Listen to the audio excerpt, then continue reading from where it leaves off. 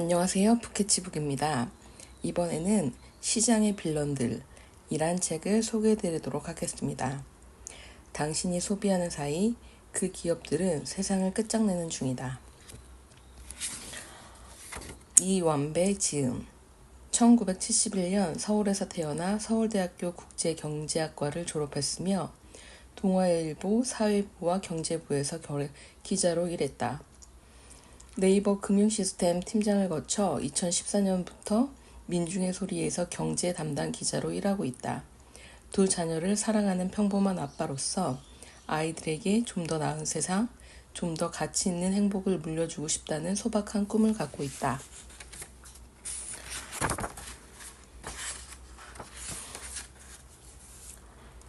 서문.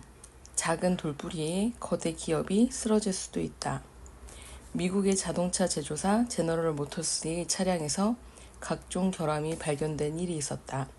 한 가족이 GM사나 쉐보레의 1979년형 말리부 차량을 타고 크리스마스 예배를 다녀오던 중 추돌 사고가 나자마자 엔진이 폭발해 끔찍한 화상을 입게 되면서 문제가 알려지기 시작했다. 그런데 조사 과정에서 충격적이게도 GM이 차량 결함을 미리 알고 있었다는 사실이 밝혀졌다. 그렇다면 GM은 왜 리콜 등의 방법으로 차량 결함을 고치려 하지 않았던 것일까? GM은 1973년 엔지니어인 에드워드 아이비에게 이 문제를 해결해 보라는 지시를 내렸다. 이때 아이비가 내린 결론은 이것이었다. 1. 차량 화재로 500명의 사망자가 발생한다면 GM은 한 사람당 손해배상금 20만 달러를 물어야 한다. 2. 이미 판매된 자동차가 4,100만 대이므로 사망자 500명분의 배상금 1억 달러를 4만 1,000만 대로 나누면 차량 한 대당 손실액은 2달러 40센트다. 3. 한편 4,100만 대를 모두 리콜해 수리를 할 경우 차량 한 대당 수리 비용은 8달러 59센트로 계산된다. 4. 엔진 결함이 있는 차를 리콜하지 않고 사망자가 발생했을 때 배상금을 물어주면 차량 한 대당 6달러 19센트, 총 2억 5,397만 달러를 절약할 수 있다. 5. 그러므로 GM은 사망사고 발생 여부에 관계없이 리콜을 피하고 2억 5,379만 달러를 절약하는 것이 현명한 행동이다. 실로 놀라운 이야기가 아닌가? 사람이 죽건 말건 오로지 이익만을 쫓아야 한다는 주장을 이렇게 태연히 대놓고 하다니 말이다. 그런데도 그보다도 더 놀라운 사실이 있다. GM이 그와 같은 내용의 보고서를 실제로 채택했다는 것이다. 기업이 추구하는 이윤 앞에 사람의 생명은 함부로 버려도 좋을 몇 달러짜리 상품으로 전락해버렸다. 자본주의 사회에서 기업은 이윤을 추구한다. 그리고 한때 이 이윤 추구라는 거대한 목표 아래 이루어지는 어떤 비도덕적 행위라도 합리화되고 용인되었다. 이것이 시장과 자본주의가 등장한 이래로 오랫동안 통용된 기업관이다. 하지만 그것이 정녕 옳은가? GM처럼 사람이 죽건 말건 오로지 이익만을 추구하는 기업을 우리는 용납할 수 있을까? 그럴 리가 없다. 기업도 한 사회를 구성하는 구성원이다. 우리가 사는 사회는 그와 같이 비윤리적 행위를 용납하지 않는다. 그게 인간이 수만 년 동안 사회를 구성하고 살아온 방식이다. 시민사회가 성숙기에 접어들면서 이윤을 극대화하기 위해 사람의 목숨을 헌식장처럼 내버리던 기업들이 엄청난 반발에 부딪히기 시작했다. 소비자 운동과 시민운동은 돈만 알고 도덕을 내팽개친 기업들을 그냥 두지 않았다. 1970년대 GM이 저질렀던 짓을 오늘날의 한 자동차 기업이 반복한다고 생각해보라. 단언컨대 그 기업은 자동차 업계에서 영원히 퇴출될 것이다. 시민사회는 기업의 부도덕함을 더 이상 관용하지 않는다. 기업의 사회적 책임을 비롯한 ESG 경영이 그 어느 때보다도 강조되는 이유다. 이 책에서는 도덕과 사회적 책임을 내팽개치고 사회에 온갖 해를 끼쳤던 세계 각국 빌런 기업들의 모습을 담았다. 명백히 법에 어긋나는 짓을 저지른 기업이 있는가 하면 합법과 불법의 영역 사이에서 교묘히 줄을 타며 인류에 해악을 끼친 기업들도 여럿 있다. 하지만 분명한 사실은 비록 그 악행이 법의 경계 안에 있다 하더라도 보편적 도덕과 사회적 책임이라는 가치를 저버린 기업은 반드시 응분의 대가를 치러야 한다는 사실이다. 이 사회가 바로 서기 위해서 말이다. 기업의 입장에서 도덕과 사회적 책임을 무시하는 경영은 앞으로 결코 용납되지 않을 것이라는 사실을 명심해야 할 것이다. 사람은 산에 걸려 넘어지지 않는다. 작은 돌부리에 걸려 넘어진다. 라는 말이 있다. 좀 유식한 척하고 표현하면 인함질우질 막질우산이라고 한다. 도덕과 사회적 책임을 경시하지 말라. 대충 무시하고 지나가도 될 것이라 생각했던 작은 돌부리에 거대한 기업이 쓰러질 수도 있으니. 마찬가지로 우리에게 역시 소비자로서 또 시민사회의 일원으로서 이와 같은 빌런 기업들을 감시하고 응징할 책무가 있다. 몸집이 커질 대로 커져 전 세계의 이권을 쥐고 흔드는 공룡 기업들을 한 줌 법과 규제만으로 통제하기는 역부족이다. 거대 기업들에 맞설 수 있는 것은 결국 시민사회의 의지와 연대뿐이다. 부족하지만 이 책이 우리의 그와 같은 책무를 이해하고 이행하는데 조금이나마 도움이 되기를 소망한다. 2024년 봄 안국동에서 이완배. 이 책은 총 3부로 되어 있고요. 1부 파괴와 죽음을 생산하다. 2부 삶과 존엄을 훼손하다. 3부 세상을 속이고 뒤흔들다.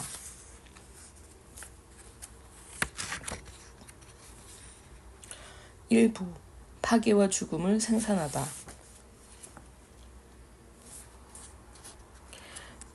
챕터 1 누가 그 많은 아프리카의 아기를 죽였나. 네슬레. 소재지 스위스 부배, 창립 1866년, 분야 식품업. 의사 대통령의 죽음. 1970년 칠레의 대통령으로 살바도르 아옌데가 당선되었다. 특이하게도 정치에 입문하기 전 그의 직업은 소아과 의사였다. 따라서 그는 아동 건강에 누구보다도 관심이 많았다. 아옌데 재임 당시 칠레는 경제적으로 풍요로운 나라가 아니었다. 소수의 기득권층이 재와 대부분을 차지할 정도로 빈부격차가 심했고 아동 영양실조는 심각한 수준이었다. 아옌데는 난국을 돌파할 대책을 우유에서 찾았다. 그는 단백질과 지방, 칼슘과 비타민이 풍부한 우유가 아동 건강을 지켜주리라고 봤다. 문제는 충분한 양의 우유를 구매할 경제적 여유가 칠레 국민에게 없었다는 점이다. 아옌데는 이 문제를 정부 차원에서 해결하기 위하여 15세 이하의 모든 칠레 국민에게 매일매일 500ml의 분유 및 우유를 무료로 제공하기로 했다. 결론부터 말하면 아옌데의 우유 무상 제공 정책은 실패로 돌아갔다. 이 정책에 결사 반대하는 막강한 세력이 등장했기 때문이다. 그 세력은 바로 1970년대 라틴 아메리카의 우유, 분유 시장을 장악한 식품기업 네슬레다.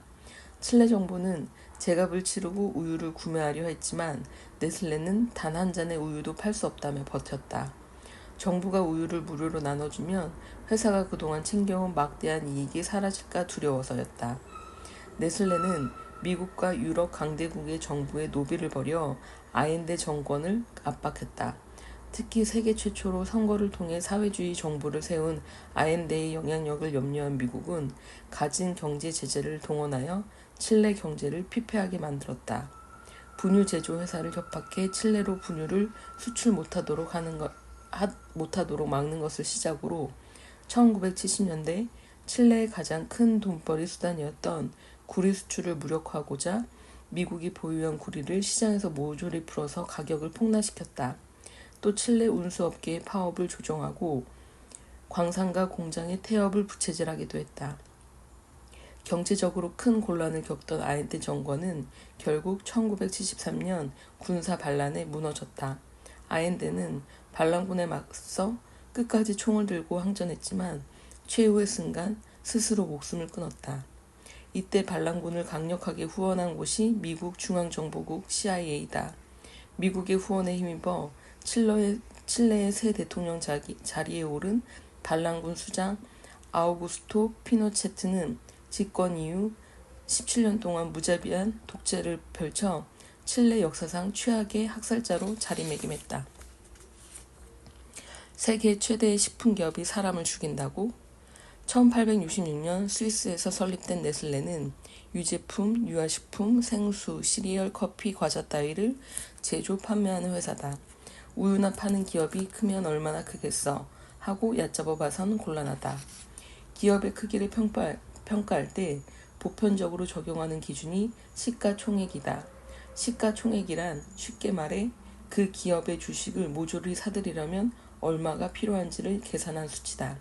예를 들어 어떤 기업의 시가총액이 100조 원일 때 100조 원을 내면 해당 회사 주식을 100% 가져서 그 기업의 완벽한 주인이 될 수 있다는 의미다. 2024년 3월 기준 네슬레의 시가총액은 무려 약 375조 원에 이른다.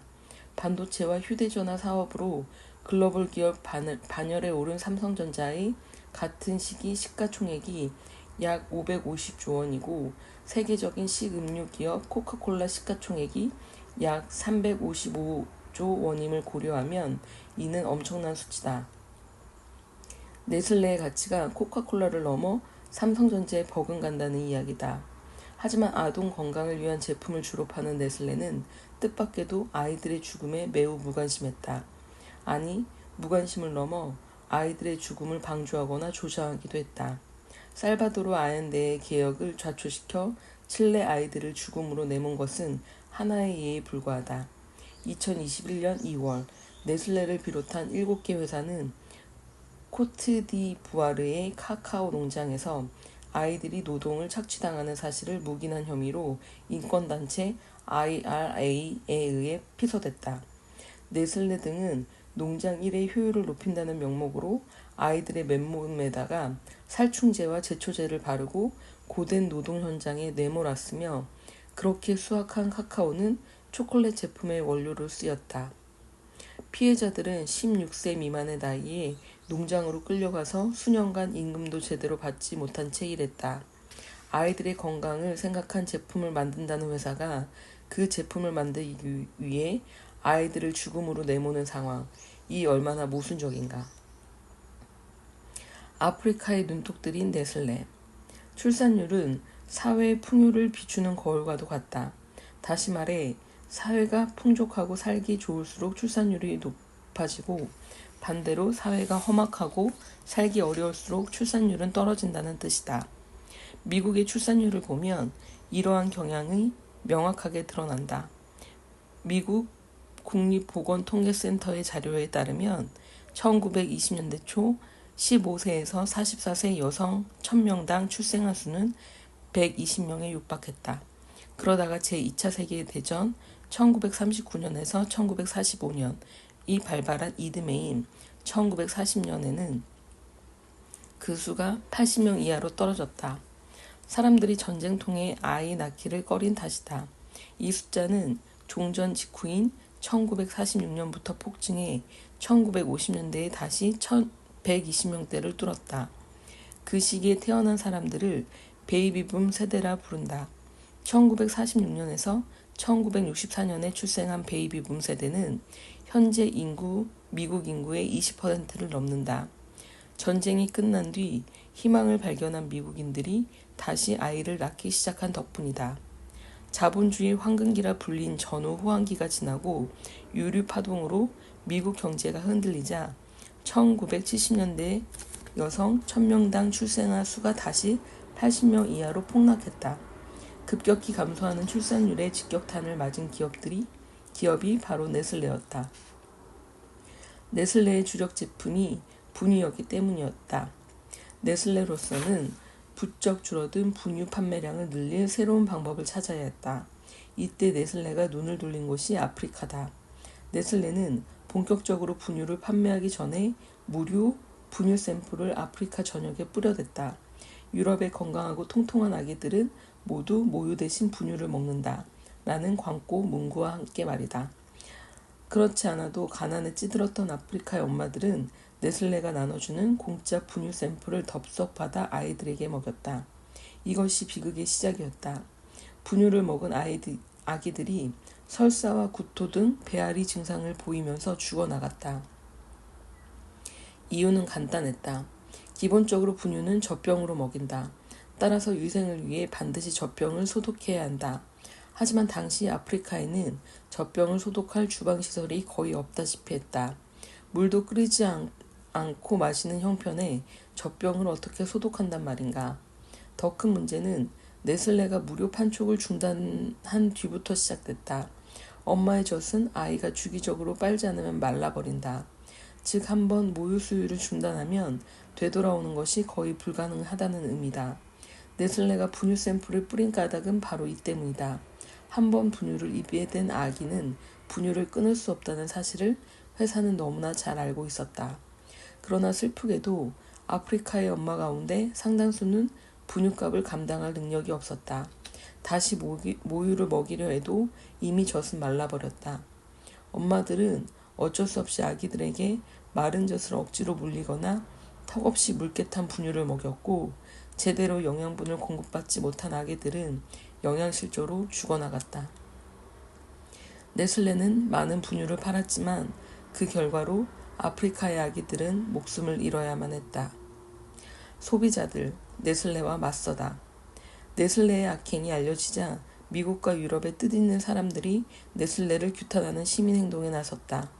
아무리 기업의 목적이 이윤 추구라지만 분유를 먹일 처지가 아닌 아프리카 대륙에 무료 샘플을 풀어 이런 비극을 초래한 악덕 경영까지 참을 순 없었기 때문이다. 1973년 영국의 독립 잡지 뉴 인터내셔널 리스트에 네슬레의 공격적 마케팅 전략이 공개됐고, 1974년 영국 자선단체 빈곤과의 전쟁은 소책자를 만들어 네슬레의 악행을 고발했다. 특히 빈곤과의 전쟁은 책자 표지에 젖병 안에서 죽어가는 아프리카 아이를 그려놓고 그 옆에 유아 살인마라는 문구를 적었다. 네슬레의 분유 판촉이 아기들을 죽이는 행위였음을 분명히 한 것이다. 네슬레의 만행에 저항하는 시민운동은 다른 국가로 들불처럼 번져나갔다. 1974년엔 스위스의 싱크탱크가 빈곤과의 전쟁의 소책자를 독일어로 번역한 문서를 발표했고, 1977년엔 미국의 소비자들이 조직적인 저항에 나섰으며 1979년엔 국제 유아식 행동 네트워크가 창설되기에 이르렀다. 지금도 이러한 운동은 베이비 밀크 액션과 국제 네슬레 보이콧 위원회라는 두 단체를 중심으로 세계 곳곳에서 활발히 펼쳐지고 있다. 소비자들은 분유뿐 아니라 네슬레가 만드는 모든 제품을 대상으로 광범위한 불매 운동을 벌였다. 뜨거운 연대의 물결에 공룡기업 네슬레는 마침내 무릎을 꿇었다. 네슬레는 사태 초반에 젖병을 소독하지 않고 분유를 먹이는 비위생적 행동까지 우리가 어떻게 책임지란 말이냐 라며 버텼으나 걷잡을 수 없이 확산하는 불매 운동을 견디지 못했다. 결국 1984년 네슬레는 더는 빈곤국에서 공격적인 분유 마케팅을 하지 않겠다고 약속하기에 이른다. 뜻있는 사람들의 연대가 베이비킬러 네슬레를 굴복시킨 것이다. 네슬레 불매운동은 아기들의 생명까지 볼모로 잡고 이윤을 추구한 거대 식품기업의 추악한 민낯을 여과없이 드러냈다. 또한 그에 맞서는 용맹한 소비자들의 연대가 얼마나 유력적인지도 보여주었다. 기업은 이윤을 위해 반인륜적인 만행을 저지르곤 한다. 그리고 역사적으로 확인된 이를 막을 방법은 단 한 가지, 바로 소비자들의 뜨거운 연대뿐이다. 일본의 규제 결함은 궁극적으로 일본 원자력 산업의 책임 결여와 일본 사회의 강한 권위주의에 뿌리를 두고 있다. 제임스 M. 맥액턴 카네기 국제평화재단 핵정책이사. 챕터 2. 후쿠시마 원자력 발전소 폭발은 그들의 책임이었다. 도쿄전력. 소재지 일본 도쿄, 창립 1951년, 분야 전력 생산 및 공급. 아픈 기억을 잊으려는 본능. 일본의 농객 아즈마 히로키는 2012년에 후쿠시마 제1원전을 관광지로 만들자 라는 독특한 제안을 했다. 후쿠시마 제1원전은 어디인가? 2011년 동일본 대지진으로 엄청난 양의 방사성 물질이 누출된 곳이자 1986년 우크라이나 체르노빌에서 발생한 원전 사고와 함께 인류 역사상 가장 끔찍한 원자력 발전소 참사가 일어난 곳으로 꼽히는 장소다. 그런데 이 끔찍한 장소를 관광지로 만들자니 얼마나 황당한 주장인가. 하지만 아즈마가 이런 주장을 한 까닭은 따로 있다. 바로 그렇게라도 하지 않으면 참사를 망각할 것이라는 우려 때문이다. 아즈마는 이 사고를 기억하기 위해 후쿠시마 제1원전 근처에서 아이폰을 켜서 보면 특수기술로 폭발의 모습이 재현되고 뭉게뭉게 연기가 피어오르며 그래서 그곳에 온 젊은이들이 정말 죽이는데 라며 감탄할 만한 관광시설이라도 만들어야 한다고 질타했다. 이 사례를 자신의 책 우리의 민주주의거든에서 소개한 소설가 다카하시 겐이치로는 일본인은 잊어버리기의 달인이다. 전쟁이나 비참한 공해의 재앙도 일단 지나버리면 일상생활 속에서 어느덧 잊고 만다 라고 한탄했다. 나는 다카하시의 말에 전적으로 동의하진 않는다. 일본인이 재앙을 망각하지 않는다는 뜻에서가 아니라 인류는 모두 망각이라는 비슷한 습성을 지니고 있다는 의미에서다. 인간의 뇌는 매우 낙관적이다. 인간은 낙관하기에 모험을 한다. 숱한 실패를 겪고도 다음에는 반드시 성공할 거야 라고 믿는다. 이런 낙관주의 덕에 인류는 도전과 성취를 계속하고 역사의 진보를 만들어낼 수 있었다. 캐나다 출신의 미국 인류학자 라이어널 타이거가 인간이 진화할 수 있었던 이유는 낙관적인 환상 덕분이라고 단언한 까닭도 그와 같다. 그렇다면 인간의 뇌가 낙관주의를 유지하기 위해 피해야 할 가장 큰 적은 무엇일까? 바로 실패의 기억이다.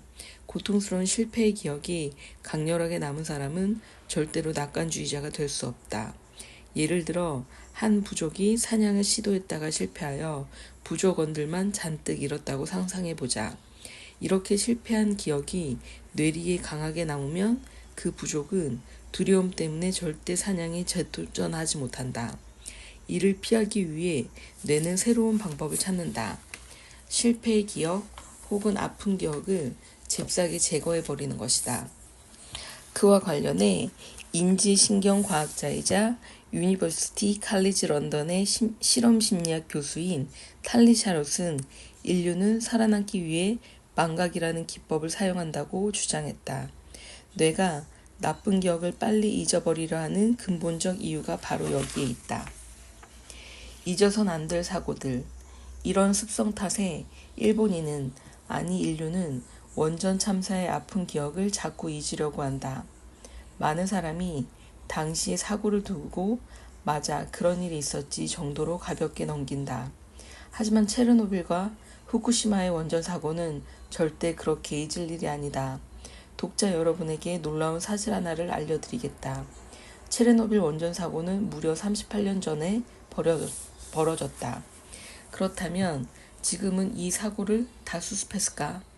원전 사고가 무서운 까닭은 방사성 물질이 끊임없이 유출되기 때문이다. 방사성 물질은 인간에게 매우 치명적인 영향을 미친다. 사고 직후 인류는 방사성 물질 유출 문제를 어떻게 해결했을까? 냉정히 말해 문제를 해결한 게 아니라 그냥 덮어버렸다. 비유가 아니다. 인류는 방사성 물질 유출을 막겠답시고 폭발이 일어난 원재료를 거대한 콘크리트 구조물로 덮어버렸다. 그 공사엔 무려 80만 명가량이 동원됐다.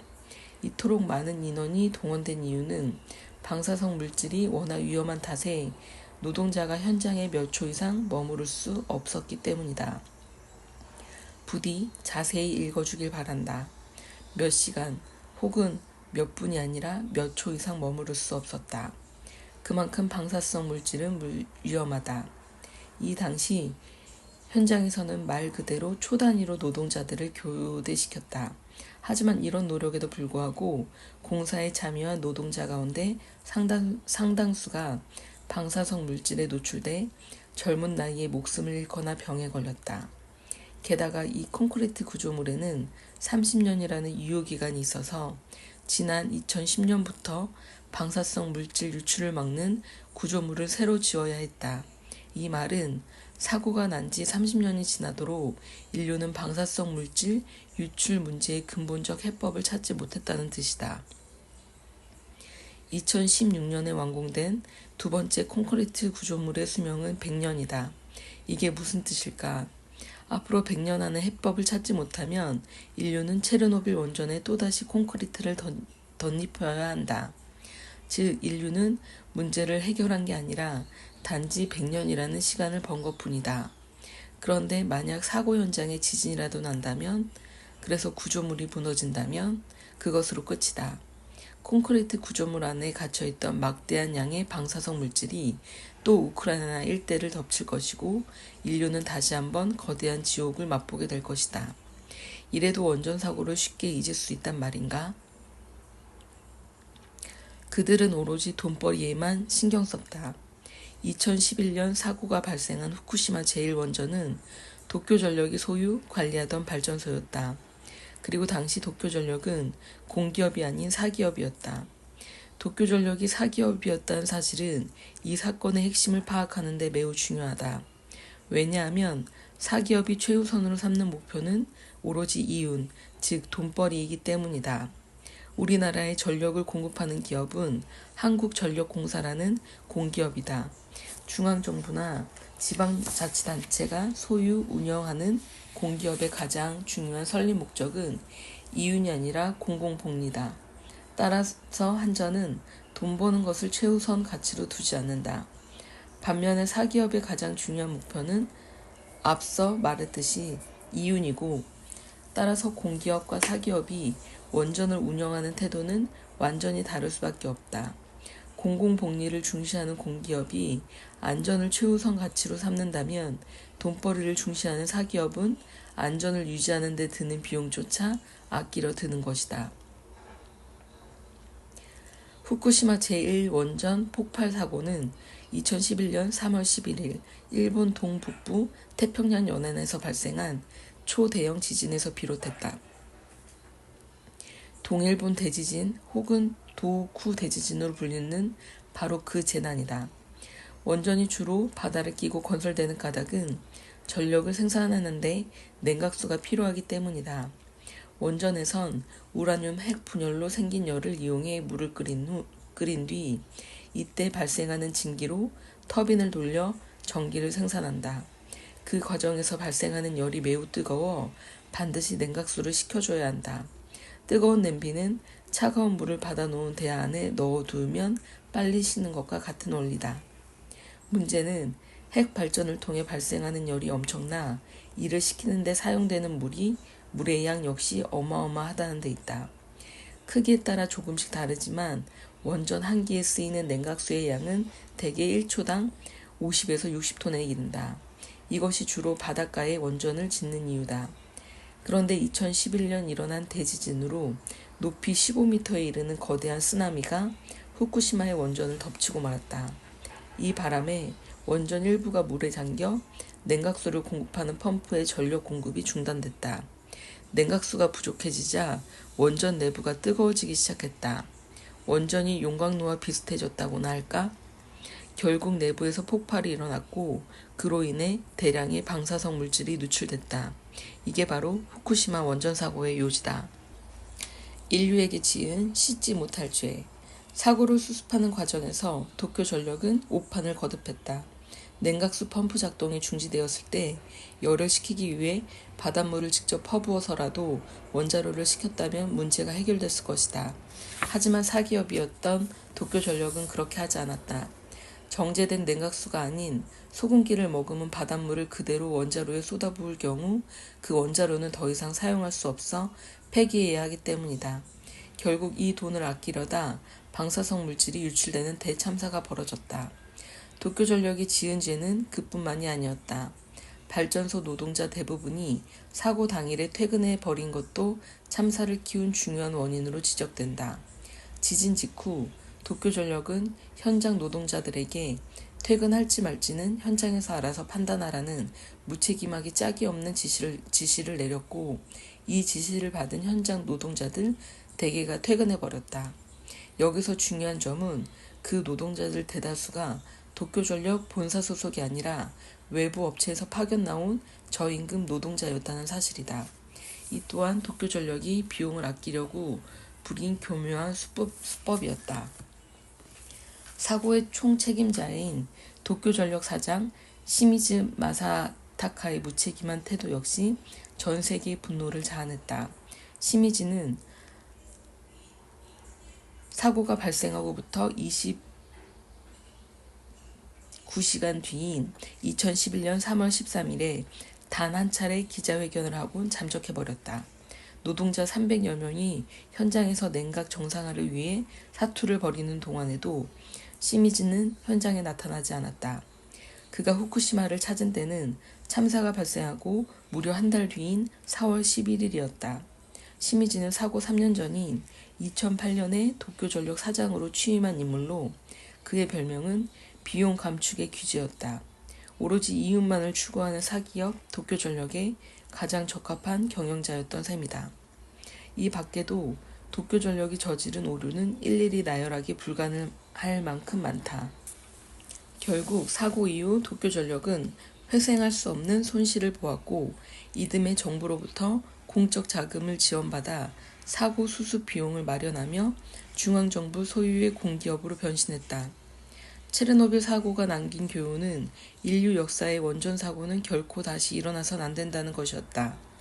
그러나 도쿄전력은 알량한 돈벌이를 위해 끔찍한 사고를 반복하고 말았다.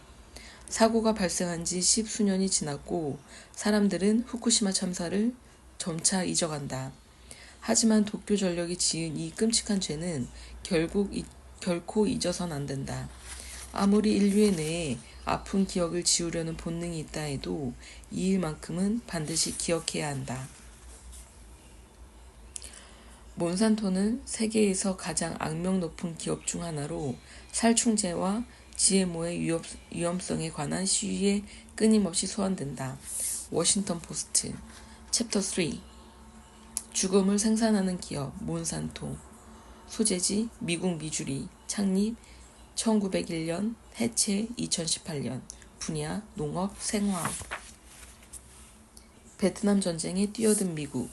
1964년 8월 2일과 4일 북베트남과 남베트남의 내전. 베트남 전쟁이 한창이던 베트남 해역에서 북베트남 어뢰정이 두 차례에 걸쳐 미국의 구축함 매덕스5와 터너조이호를 공격해 양측 함대 사이에 교전이 벌어졌다. 세계사에 통킹만 사건으로 기록된 바로 그 사건이다. 이 당시 소련과 함께 세계를 양분하는 최강국이자 자유주의 진영의 맏형을 자임하던 미국이 이를 가만히 두고 볼 리 없었다. 사흘 뒤인 8월 7일 미국 연방의회는 베트남 전쟁에 관련한 그 어떤 결정도 의회 동의 없이 내릴 수 있도록 대통령에게 모든 권한을 위임했다. 이는 사실상 북베트남의 전쟁을 선포한 행위로 미국이 통킹만 사건을 계기로 베트남 전쟁에 뛰어든 것이다. 그리고 잘 알려졌다시피 베트남 전쟁은 현대사가 시작된 이후에 미국이 처음 패배한 전쟁으로 기록에 남았다. 베트남 전쟁은 1955년 발발했다. 남북한과 비슷하게 베트남도 북쪽을 공산주의 진영이, 남쪽을 자유주의 진영이 각각 지배했다. 그러다 1964년 미국이 참전하면서 이 전쟁은 내전에서 국제전으로 확대됐다. 미국의 요청으로 우리나라 군인들도 참전했다. 한국은 베트남 전쟁에 미국 다음으로 많은 수의 병력을 파견한 나라로 무려 30만 명이 넘는 한국군이 베트남 전선에서 싸웠다. 여기까지가 일반적으로 알려진 역사다. 그런데 시간이 흐르며 이 역사 뒤에 숨은 엄청난 반전이 드러나기 시작했다. 1971년 6월 13일 미국의 유력 일간지 뉴욕타임스가 당시 미국 국방부의 1급 기밀 문서인 일명 펜타곤 문서를 입수하여 그 내용을 보도했는데, 충격적이게도 이 보고서엔 미국이 베트남 전쟁에 개입하기 위해 통킹만 사건을 조작했다라는 내용이 담겨 있었다.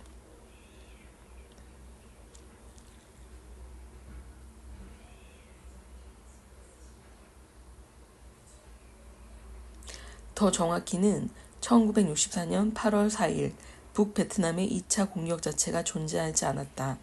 펜타곤 측은 해당 보도 내용을 강력히 부인했지만 미국이 전쟁을 조작했다는 의혹은 이후로도 끊이질 않았다.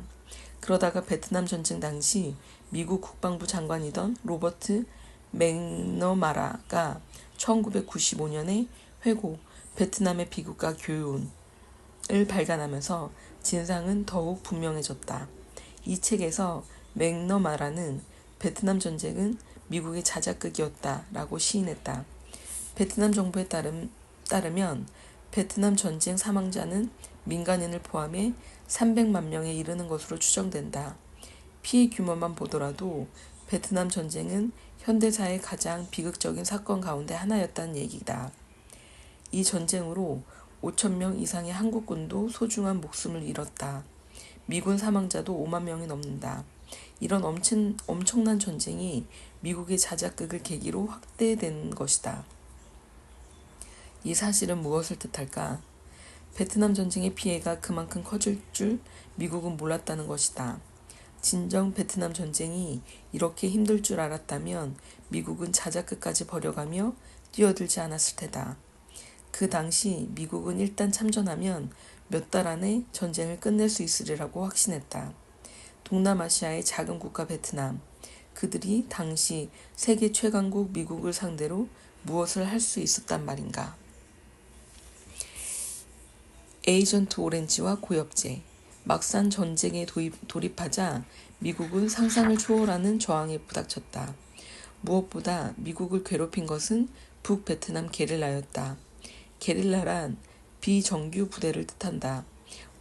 우리말로는 유격대라고 종종 번역되는데 6.25 전쟁 당시 남한 산악 곳곳을 점령한 채 남한 정부군에게 저항했던 공산 게릴라, 빨치산의 명칭이 조선인민 유격대였다.